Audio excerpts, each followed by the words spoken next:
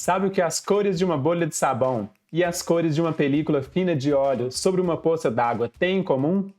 Esse é um fenômeno conhecido como iridescência. E nesta aula vamos juntos entender esse trem de física.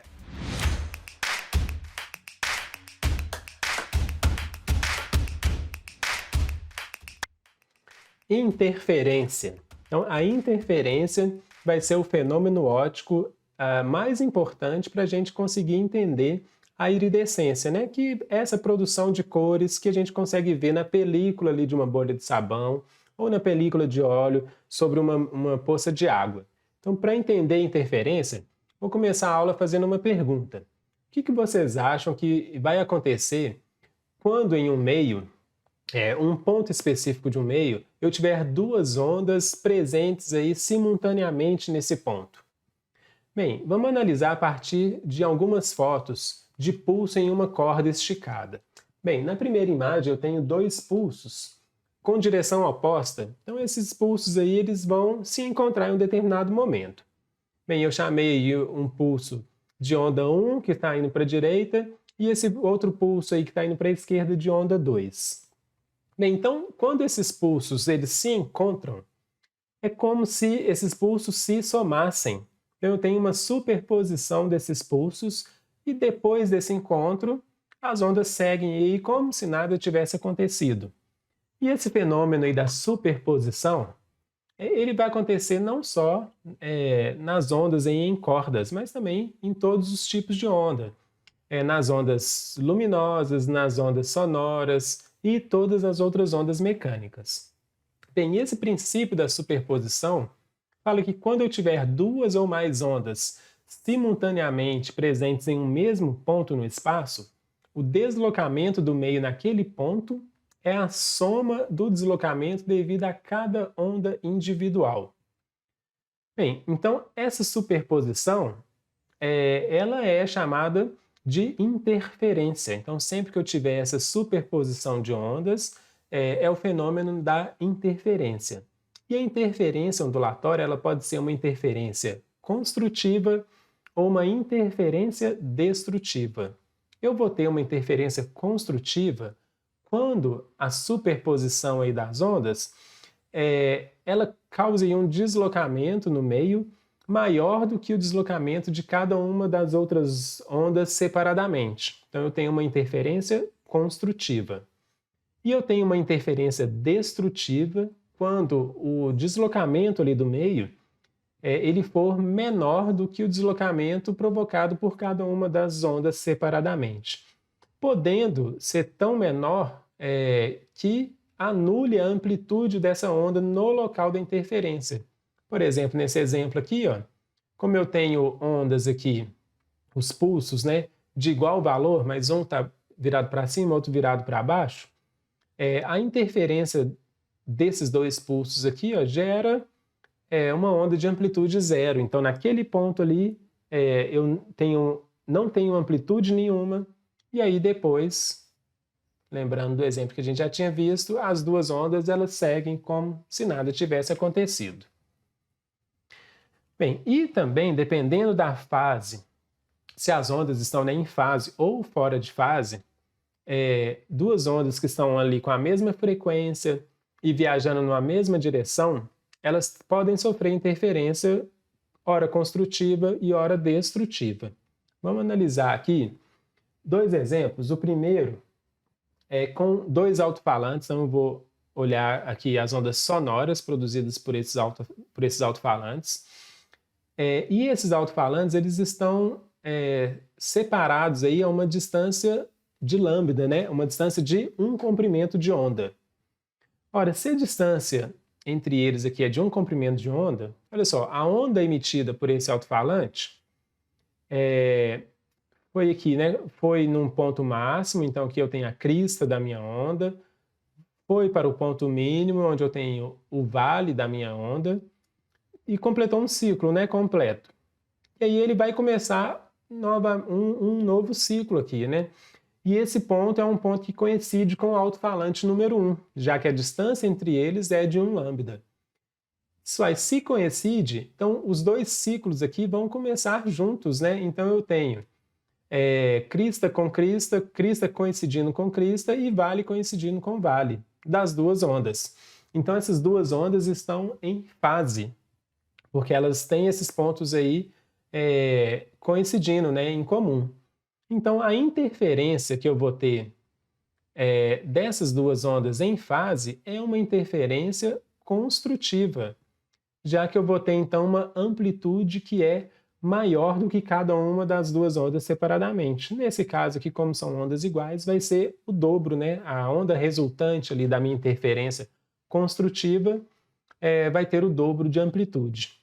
Essa distância aqui entre os alto-falantes, a gente vai falar então, daqui para frente, que é uma diferença de caminho em que a onda vai percorrer. Então, essa diferença de caminho ΔD vai ser, nesse caso aqui, é igual a lambda, o que gerou ondas em fase, o que gerou interferência construtiva. Analisando agora um outro exemplo, onde eu deixei esses alto-falantes mais próximos um do outro. E aí, eles estão separados aqui a uma distância de meio lambda, meio comprimento de onda. De forma que, olha aqui, a onda emitida pelo alto-falante 2, ela vai completar aqui meio ciclo e vai encontrar o alto-falante número 1. Então, o alto-falante número 1 vai estar começando a emitir o ciclo aqui da sua onda, né? Então, a crista da onda aqui do alto-falante número 1 vai coincidir com o vale da onda número 2. Isso daqui vai gerar uma interferência destrutiva. Como essas ondas são de igual frequência e mesma direção, a amplitude da onda resultante aqui, né, da interferência destrutiva entre essas duas ondas, vai ser uma onda de amplitude nula, já que elas têm o mesmo valor, né? Então ali é como se quem estivesse naquele ponto ali nem estaria escutando nenhuma onda sonora produzida por esses dois alto-falantes. Por quê? Porque a onda produzida ali é de amplitude nula, elas sofreram uma interferência destrutiva. Nesse caso aqui, então, a minha diferença de caminho aqui percorrido pelas ondas é uma diferença de caminho tal que é igual a meio lambda. Então, se juntar essas informações, dá para a gente deduzir que a fórmula da diferença de caminho para interferências construtivas, a diferença de caminho é igual a m vezes lambda para interferências construtivas. Já para interferências destrutivas, a fórmula seria m mais meio lambda, onde esse m aí é qualquer número inteiro, podendo ser 0, 1, 2, etc. Então, vamos supor, se o ΔD aqui, né, diferença de caminho, com m igual a 0, eu vou ter um ΔD igual a 0, né? Então, os alto-falantes aqui estariam juntos, estariam emitindo ondas em fase, interferência construtiva. Se o m for 1, a diferença vai ser lambda, ou 2 lambda, 3 lambda, 4 lambda. Não importa, se for esse múltiplo aqui de lambda, a interferência vai ser construtiva. Então, eu vou ter ali ondas em fase. Já se eu tiver aqui no segundo caso, vamos supor que o m igual a 0, então eu vou ter um ΔD igual a meio lambda. É o caso aqui do meu exemplo, né? Então eu vou ter interferência destrutiva. Se eu tiver aqui o m igual a 1, então daria 1,5 lambda, 2,5 lambda, 3,5 lambda. Todas essas situações eu vou ter interferência destrutiva. Isso aqui eu estou analisando os extremos, né? É a interferência construtiva máxima. Então, nesse caso, que daria 2 vezes, né, a amplitude de cada uma das ondas. Nesse outro caso aqui, eu teria uma amplitude nula, né? Então, os dois extremos, né? É a amplitude para onda interferência construtiva máxima e amplitude ali para interferência destrutiva máxima. Lógico que a gente teria várias outras opções aí entre esses dois extremos, mas aqui a gente vai analisar só esses dois extremos, interferência destrutiva máxima e interferência construtiva máxima. Bem, um outro aspecto importante na análise aí desse fenômeno aí da iridescência é a reflexão das ondas. Então vamos supor que eu tenho uma película fina. Então, lembrando, né, sempre que eu estou falando dessa iridescência aí em bolhas de sabão ou em manchas de óleo aí sobre uma poça d'água, eu estou analisando interferências sobre película fina, né? Então, a película ali de água com sabão ou a película de óleo é uma película bem fininha. Então, vamos supor que eu peguei essa película e dei um zoom para a gente poder analisar ela melhor. O que que acontece?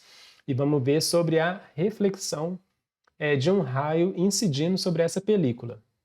Bem, o raio que incide sobre essa película, parte desse raio, ele é refletido, representado aqui pelo raio número 1, e parte do raio ele é transmitido e entra dentro da minha película fina.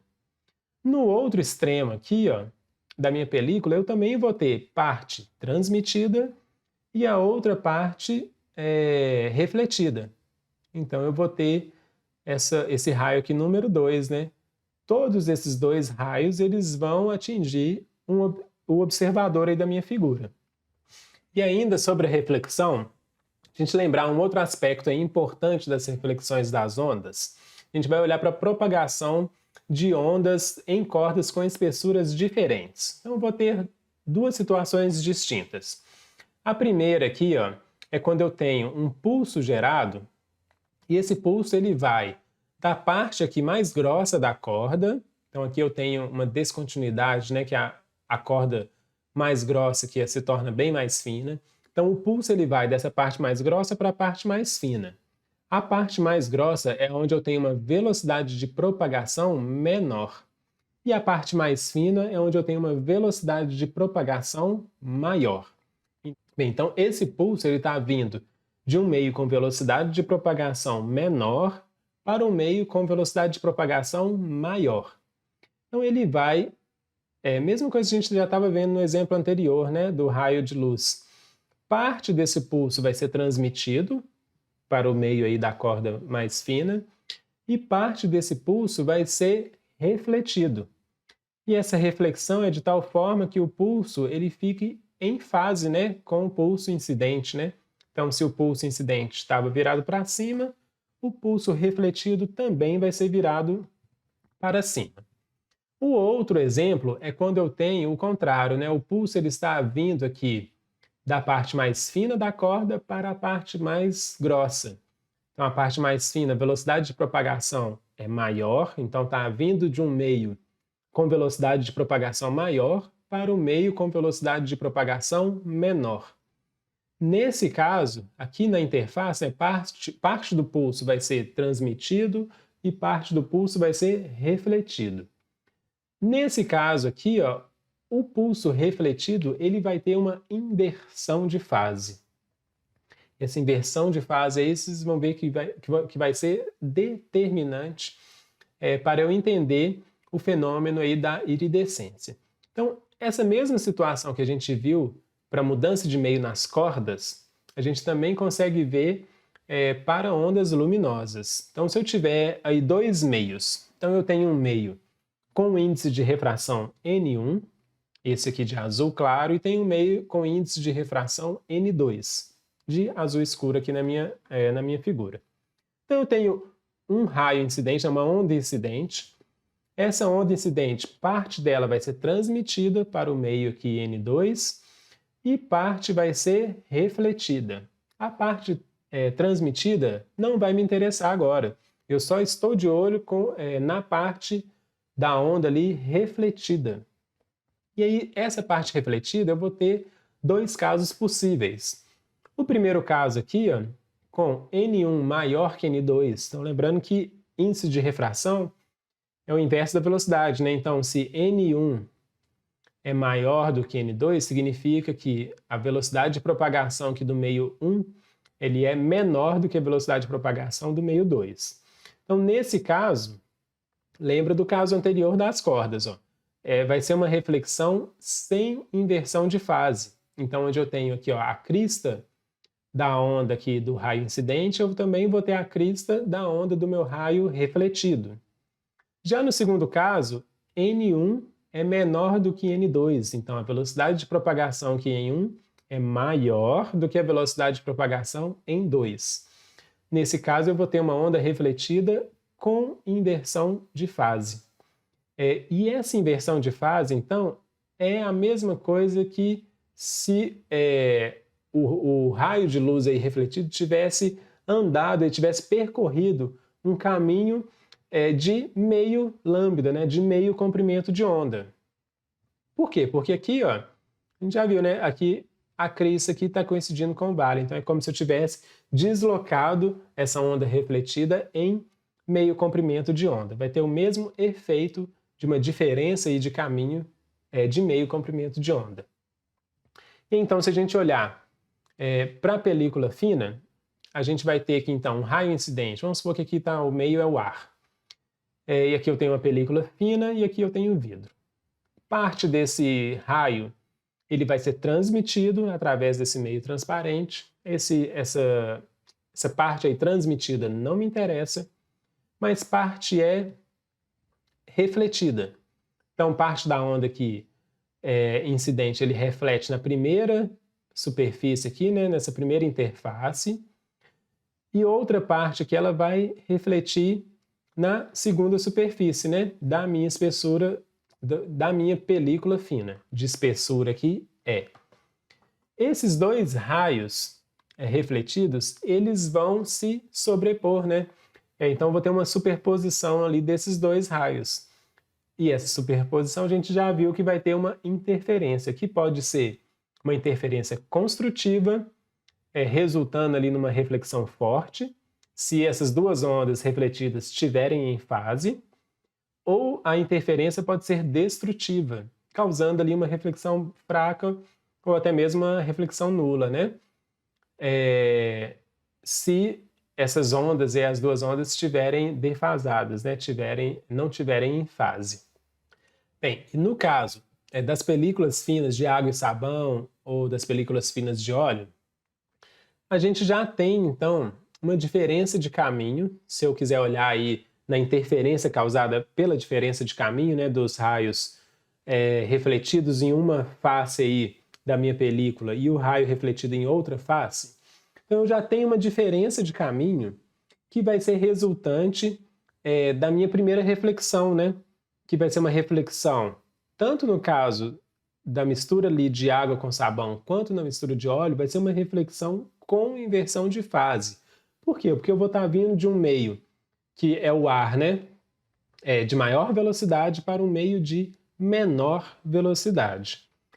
E na outra face da minha película não vai ter inversão de fase, porque seria um meio com menor velocidade de propagação para um meio de maior velocidade de propagação. Então, a gente tem, diferente do caso que a gente viu da fórmula, né, do cálculo ali da diferença de caminho para ondas sonoras, aqui a gente vai ter um inverso, né, exatamente devido a essa mudança aqui, ó, de fase, né, a essa diferença de caminho já existente de meio comprimento de onda da minha onda refletida na minha primeira borda aqui, né, entre os meios.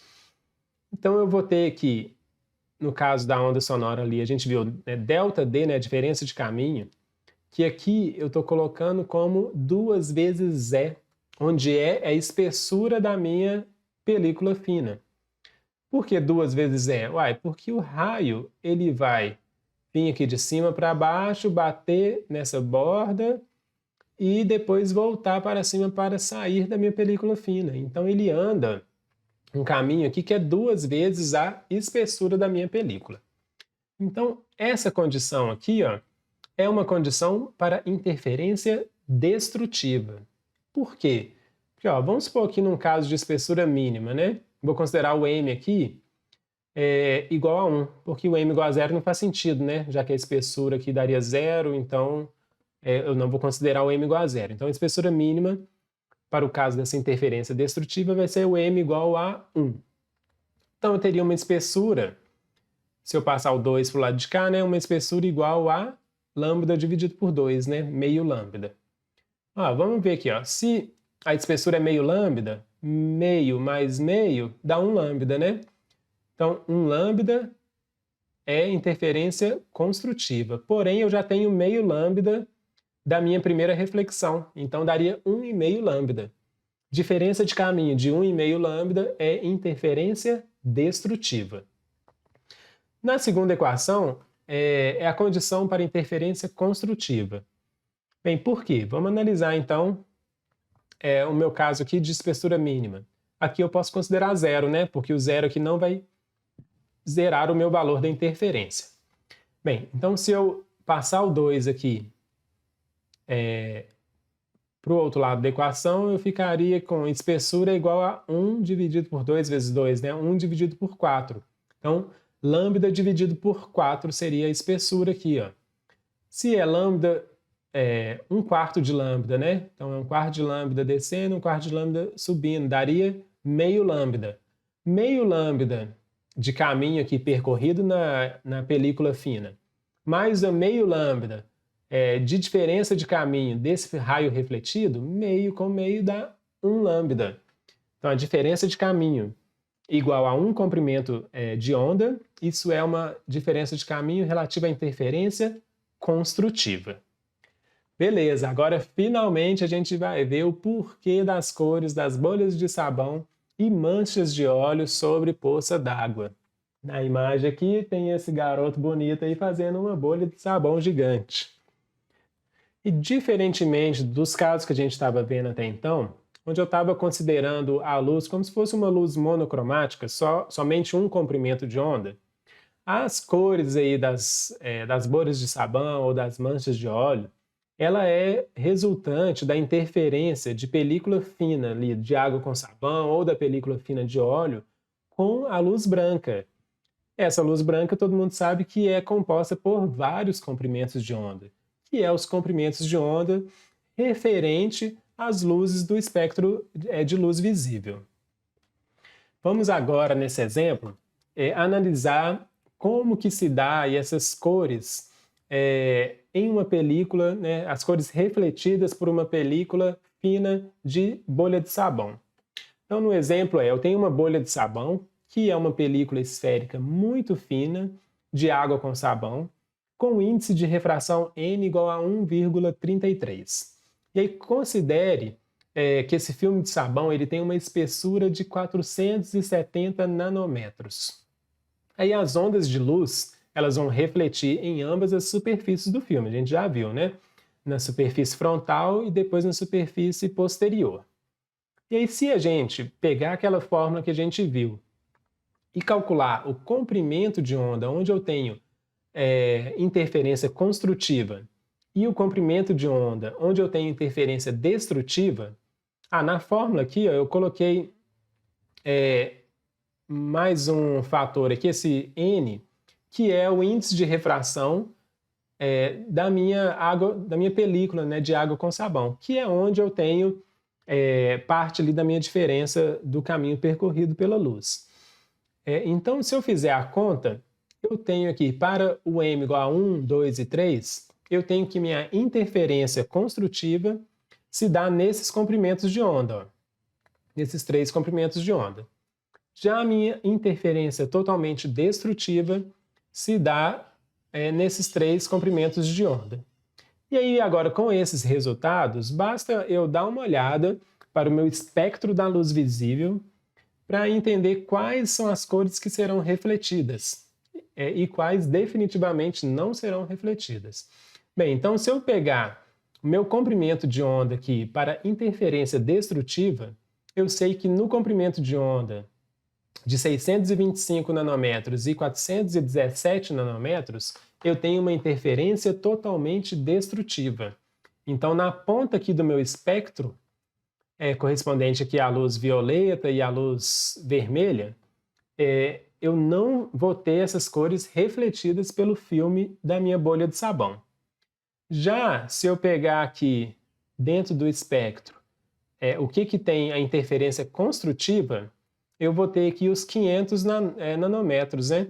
Esses 500 nanômetros corresponde à luz verde. Então, essa bolha de sabão vai ter uma intensa cor verde, né? Que corresponde ao comprimento de onda onde eu tenho interferência construtiva. Então, as bolhas de sabão e manchas de óleo aí reais, elas são, na verdade, películas ali de várias espessuras, né? Essas espessuras variam de ponto a ponto da minha película.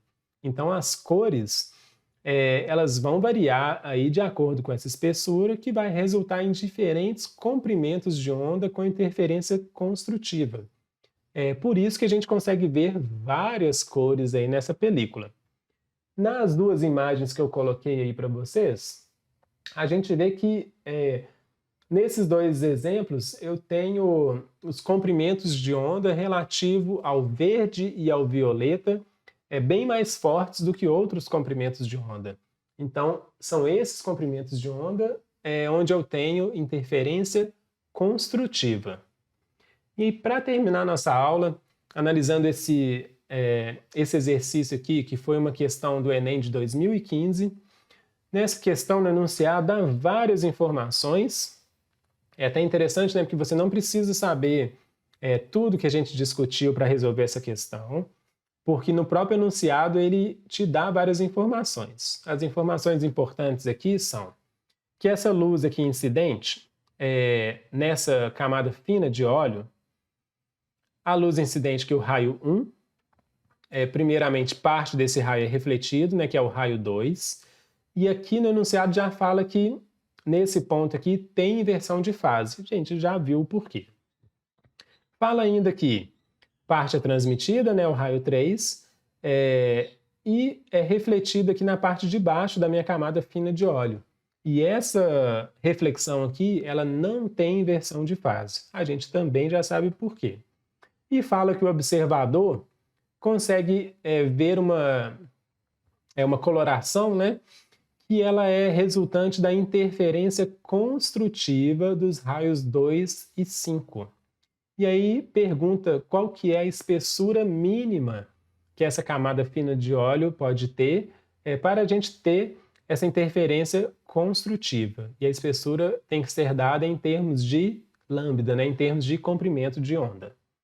Bem, a gente pode fazer, pelo que a gente viu aqui na aula, de duas formas.